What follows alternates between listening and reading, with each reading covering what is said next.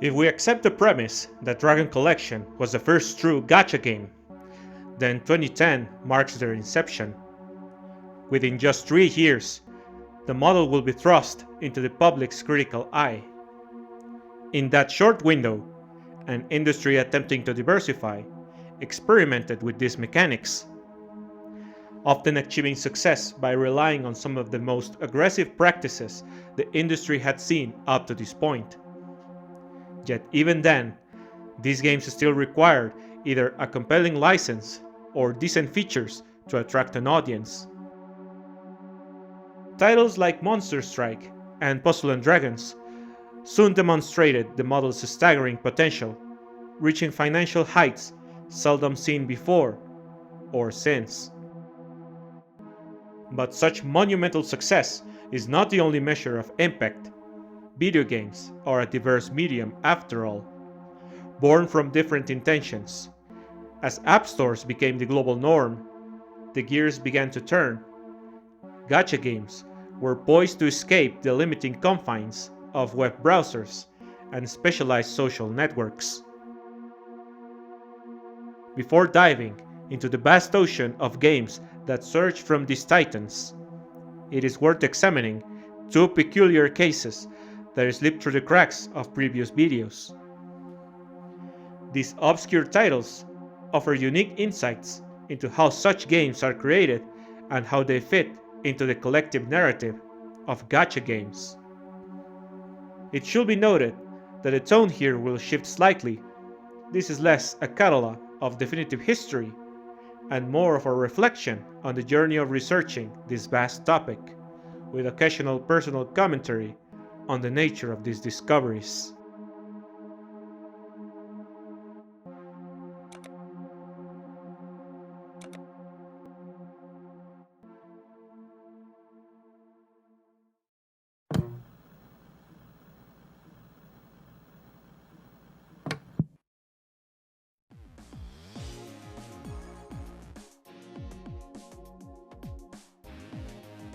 Our first subject is Skygalleon of the Heavens, or Skygalleon in the Sky.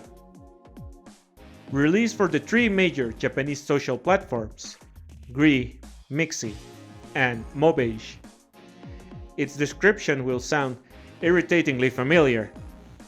Another card game with social elements. Its primary twist was the strategic card placement on a 3x3 grid for battles. It's just that the footage on screen is from a more recent entry in this deceptively long-lived franchise.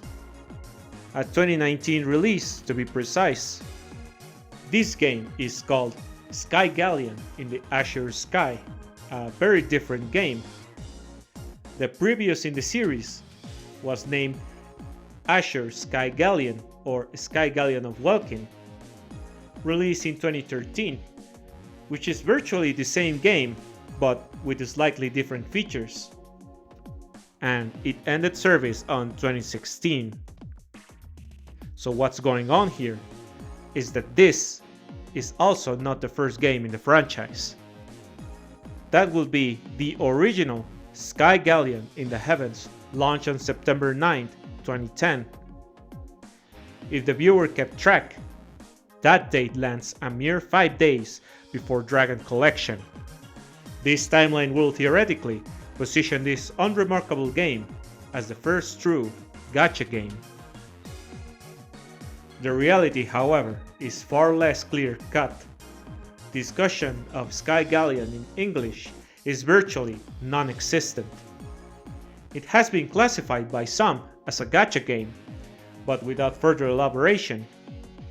The reasons for this are unclear, leaving only speculation. Either those players are intricately familiar with the game firsthand, or they correlated the features in-game with the gacha model. To investigate further, we must take a closer look. Though information is scarce, even resorting to AI or LLMs as a final gambit yields nothing of value, since they appear completely unable to discover anything about niche Japanese video games, quickly turning into a mess that keeps making stuff up. Superficial sources like Wikipedia only confirm basic facts, like being a mobile browser game developed by Gmode, who belonged to Marvelous. Deeper research reveals a game that was a hit back in 2010 and 2011, unraveling into some very important threads that will at least point in the right direction of why this game was forgotten. Some news sites reported on the game being quite popular in its time, even praising Gmode for another one of their games which had just surpassed 1 million downloads. Fright Height Claudia, though that is an even larger rabbit hole that isn't worth pursuing. Among these sources was a wiki about Skygalleon that explained everything about the game, not unlike the write-ups you see made around modern gacha games that include things like what the gameplay is about, how grindy it is, a beginner's guide on what and what not to do, evolution and awakening systems explained, and many other things that make this game seem incredibly deep, despite being a defunct mobile app from a time when mobile games were commonly thought as simple and superficial. Most revealing of all is its card acquisition system, which is esoteric compared to modern gacha. Instead of banners, there were series, card pools with rarities from common to super rare. Cards were obtained by summoning from generic bronze, silver, and gold cards. Bronze ones, farmable through gameplay, could summon any card randomly. Following this logic, silver cards excluded common ones from showing up, and golds only looked at the rare and super rare pools. This is starting to sound like a straight up gacha game, and it won't help when mentioning silver and gold cards were only purchasable with microtransactions. But that's as far as real money will get players when it comes to collecting cards, and from what can be understood from some authors, it was actually thought of as a waste of money, a cardinal sin for live service games. This is due to every single card being obtainable with in-game means, which is where Bronze Plus cards show their real value. The guide makers suggest players only use bronze cards to obtain everything they can, and when striking a wall, turning to Bronze Plus cards, which are also available with free currency from the shop or as rewards from quests. These cards summon from the same normal pool, but crucially also excluded cards the player already owned, so they could have a much higher chance at getting a powerful and rare card. And that's not the end of it. Skygalleon includes a complex recycling and alchemy system that allows players to craft the rare cards while spending next to nothing at all. Though going into detail on that wouldn't be worth elaborating on, since it's quite convoluted and not the aim of this video. Regardless, the game seems to have enjoyed a decent period of popularity, since the social aspects were implemented in ways that forced players to participate in activities that rewarded them with special shops that sold the coveted Bronze Plus cards, alongside other goods for the alchemy system. Mentioning all of this could give viewers an idea of why it's not so easy to label this game as just another gacha game. While randomness is present, the system provides extensive avenues to bypass it, more akin to older TCG video games like those Yu-Gi-Oh had on handhelds in the early 2010s. When compared to the unequivocal gacha of Rage of Bahamut, whether this disqualifies it as a true gacha game is a matter of perspective. It may be the first, but its design philosophy stands in stark contrast to the models that will come to define the genre later. This game is no more of a gacha than Hearthstone, Shadowverse, or Master Duel. But maybe that's all wishful thinking, and this game is technically the first gacha game, and it brings up paranoia about other obscure games hiding in some forgotten corner that were actually the inspiration for some developer working for Konami, Cygames, Gree, or Dina.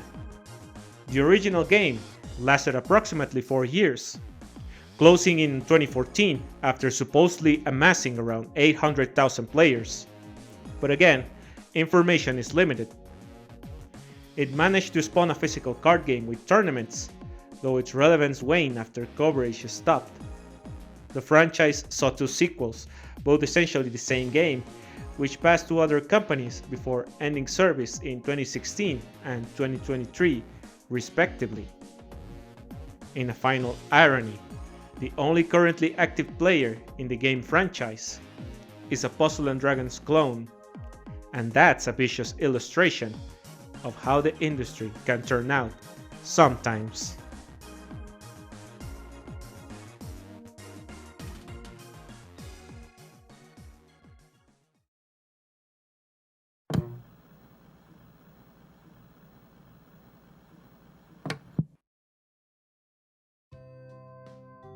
During the complete Gacha Shock, the Japanese Consumer Affairs Agency specifically cited 2 games as examples of the predatory model: Tanken Driland and The Idol Master Cinderella Girls by Cygames. While Greece social network has lost relevance nowadays, its games do persist. Tanken Driland remains accessible as a web app within Greece browser, a quite literal living antique. The experience is jarring to say the least, having a janky interface where the back button reloads any animations, a real testament to the era of hyperlinks in browser games, while also featuring absolutely no music or sound effects to be heard. But the UI design is strikingly familiar, virtually being a blueprint for modern gacha games, while its cutesy, chibi proportion art style calls back to the classic JRPG look. New players are greeted with a high rarity card and a barrage of free polls, 77 in total for beginners logging in throughout the week, immediately wanting the player to participate in the gacha. That's because the gameplay is extremely basic, forming a team of 3 cards to send on automated exploration of dungeons to burn their energy. The starter card is powerful enough to carry a player far enough for a day, but then they will be gated not by skill but by the need to strengthen cards through a repetitive cycle of grinding and leveling.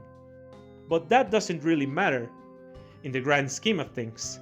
This game remains alive not because of its shallow gameplay, but due to its true focus: the gacha. The game uses a ticket-based poll system, with the only universal currency used for polling being paid coins. The rates, hidden in a corner, reveal a staggering rarity ladder, going from rare to SR, SSR, triple S, 4 S's, and up to 5S. Yes, that's 5 whole S. The featured top tier cards can have rates as low as 0.15%. A form of pity does exist, increasing with consecutive polls until it guarantees a result after 200 attempts. But this system was likely added later during its life. The game feels oddly alive, still holding events and recommending active players to add to your friend list. Its social conventions are visible.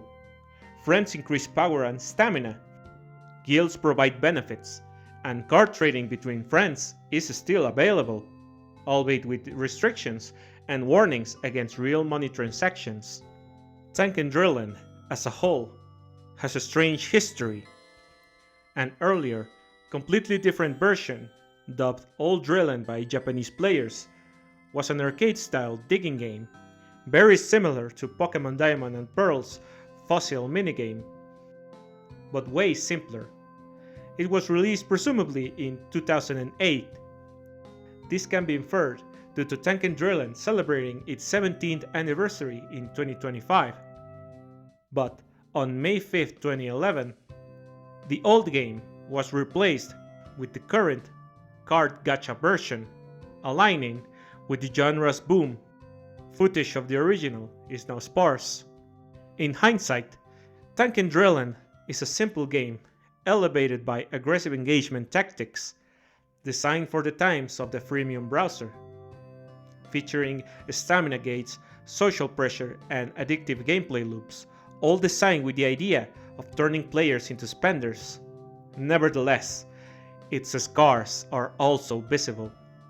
Paragraphs of consumer warnings frankly admitting that players aren't guaranteed anything, that duplicates are expected, and that collecting every card is a matter of sheer luck.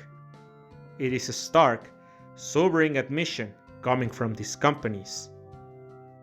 It is no surprise that the game survived the complete gacha ban. But what is surprising is that it never grew into a larger franchise for Gree. The company's most well-known modern game in 2025, Heaven Burns Red, developed by their subsidiary WFS, reflects an evolved philosophy, placing a greater emphasis on storytelling, a feature that was merely an excuse for merchandising in Tanken Driland's time.